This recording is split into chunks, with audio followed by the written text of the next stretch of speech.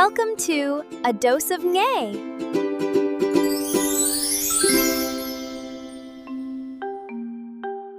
Hello.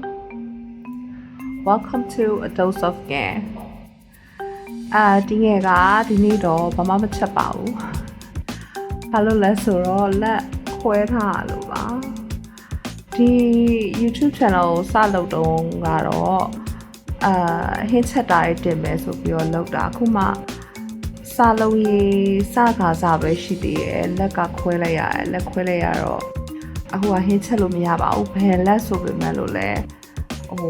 ညော်လို့မရဘူးအလေးမလို့မရဘူး view ဆိုင်နေရတဲ့အချိန်ပေါ့နော်အပေါ်ကဒီ bandage တွေပါရတော့ဖြုတ်လိုက်ပြီဒါပေမဲ့ကဘာလဲချုပ်ရိုးတွေမဖြေရသေးဘူးပေါ့နော်ပြီးတော့ဒီမှာလဲ bruising တွေဖြစ်နေတဲ့ခါကျတော့ဟင်းချက်လို့မရဘူးဆိုတော့ခုလောလောဆယ်မှာတော့သူများတွေကျွေးတဲ့ဟာသူများချက်ကျွေးတဲ့ဟာတွေကိုပဲစားပြီးတော့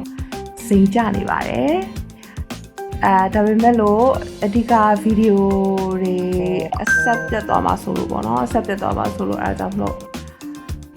စကားလာပြောတာပါပြီးလို့ရှိရင်လည်းဟင်းပြန်မချက်နိုင်ခင်အတွင်းမှာ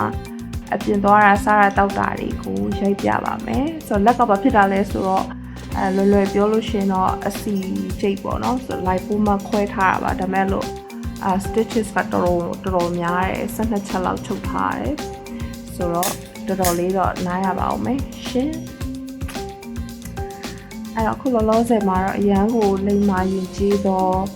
ငယ်ငယ်လေးဖြစ်နေတာပေါ့နော်လက်ကလည်းသူတွေးကြလို့မရအောင်ဆိုတော့စကားပြောတယ်ဒီလိုလေးပေါ့ဟုတ်လား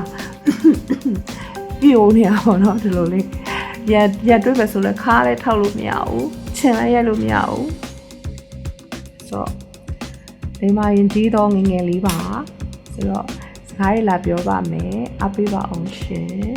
like and subscribe လုပ်တော့ပြပါအောင်ကျေးဇူးများတင်ပါတယ်ထထ